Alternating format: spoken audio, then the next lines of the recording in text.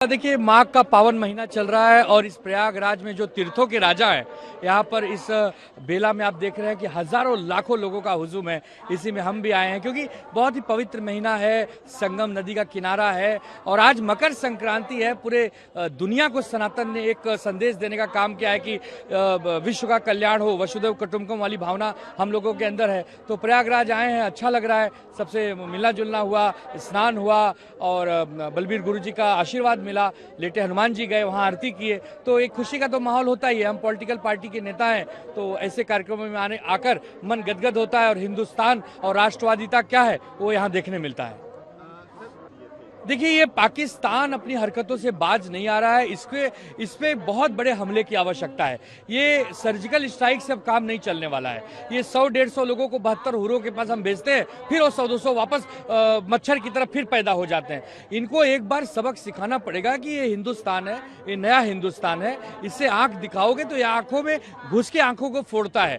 ये छत्रपति शिवाजी महाराज का हिंदुस्तान है, महाराणा प्रताप पृथ्वीराज चौहान जी का हिंदुस्तान है। जब जब हिंदुस्तान के ऊपर या हिंदुओं के ऊपर या हमारे राष्ट्रवादी एकता के ऊपर किसी ने अगर आघात पहुंचाने की कोशिश की तो हिंदुस्तान जवाब देगा। हम मोदी साहब से या भारत सरकार से यही निवेदन करेंगे कि अब समय आ गया है कि पाकिस्तान को एक बड़ा सबक सिखाओ, वरना ये द्रोण कभी भेजेगा, कभी आतंकवादी भेजेगा, कभी घुसपैठिए भेजेगा। उसका एक छोटा भाई बांग्लादेश पिस्सू भर का देश है, वो हम पे रोप जमाना चाहता है। हमारे हिंदू भाई बहनों पे अत्याचार हो रहे हैं बांग्लादेश में। तो ये पाकिस्तान और बांग्लादेशी बाज नहीं आ रहे हैं। इनके साथ न क्रिकेट खेलना चाहिए, न सांस्कृतिक मंच साझा करने चाहिए। इनको पूरी तरह नस्तो नाबूद करना चाहिए और इन सबको एक बार 72 हुरों से मिला ही देना चाहिए।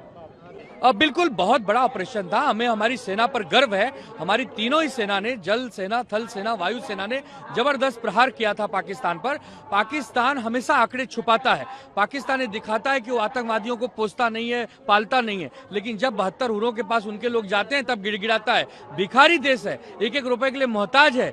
इनके तो क्रिकेटर भी भीख मांग के अपना घर चलाते हैं। ये हमें क्या बताएंगे? उपेंद्र जी सही कह रहे हैं कि इनके बहुत सारे सैनिक भी मारे गए, इनके बहुत सारे जो आर्मी फोर्सेस हैं, जो इनके बहुत सारे आतंकवादी मारे गए। लेकिन अब चूंकि पाकिस्तान ये सब बताएगा तो और भूखमरी हाहाकार मचेगी, इसलिए सब छुपाती है। तो पाकिस्तान की कोई औकात नहीं है कि पाकिस्तान हमसे कुछ बात कर सके, विश्व स्तर पर हमारी सामना कर सके। तो एक बार अब इनका समूल नाश हमारी सेना को फ्री ऑर्डर देना चाहिए ताकि इनके घर में घुसकर मारे और जो हमारा पीओके है, जो हमारा अपना है, उसे हम वापस अपने पास लें और अपने गले लगाएं। वहां के जो नागरिक हैं वो भी भारत के साथ ही रहना चाहते हैं क्योंकि वो भारत का ही अभिन्न हिस्सा रहे हैं।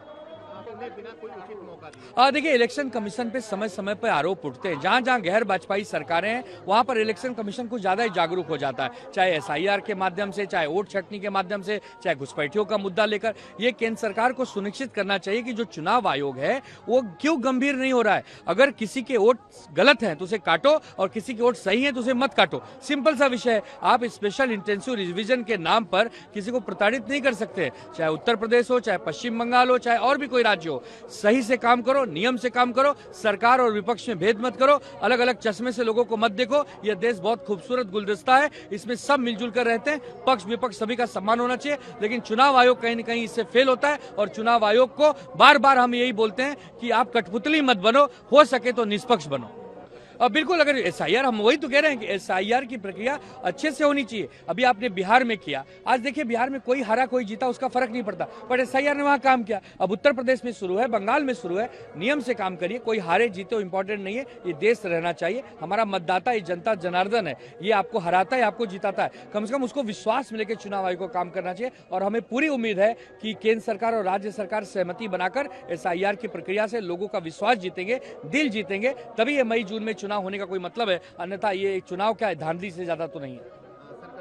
कल देखिए, कल 15 जनवरी है। मुंबई के साथ साथ 28 महानगर पालिका का चुनाव है। चुनाव प्रचार अब बंद हो चुके हैं। हम प्रयागराज की धरती पर आए हैं आशीर्वाद लेने, माँ गंगा, माँ जमुना, माँ सरस्वती का। हमें पूरी उम्मीद है कि सुशासन के लिए वोट होगा, विकास के लिए वोट होगा। हमने जो आज तक काम किए 30 वर्षों में, लोग उसको देखेंगे। ठाकरे बंधु का प्रेम देखेंगे, मुंबई का जो आज तक का विकास है उसको देखेंगे। और जो विरोधी हैं, जो मुंबई को लूटना चाहते हैं, कुछ उद्योगपतियों के यहाँ गिरवी रखना चाहते हैं, ये तमाम बातें इस चुनाव के बीच में चर्चा का विषय रही है। हमें पूरी विश्वास है कि हम जो बात कहें और जनता ने माना है, जनता ने समझा है, तो हमें इसका प्रतिशत मिलेगा। और 16 तारीख को जब नतीजे होंगे तो आश्चर्यचकित करने वाले होंगे, हमारे लिए नहीं, विरोधियों के लिए। क्योंकि वहां से केवल हिंदू मुसलमान, वहां से केवल बकवास की बातें, हमारे यहाँ से विकास की बातें। यही अंतर है कल के चुनाव में। तो हमें पूरी उम्मीद है कि 29 महानगर पालिका में हमारा अच्छा प्रदर्शन होगा और हम उसके लिए पूरे कार्यकर्ता पूरी ताकत से कल के चुनाव की तैयारी में लग गए हैं। जैसे कि मैं सो रहा हूँ तो पिताजी को जगाना है मुझे, तो वो डायरेक्ट उठाने के बजाय, और हिंसा की परंपरा मेरे यहाँ नहीं थी सौभाग्य से,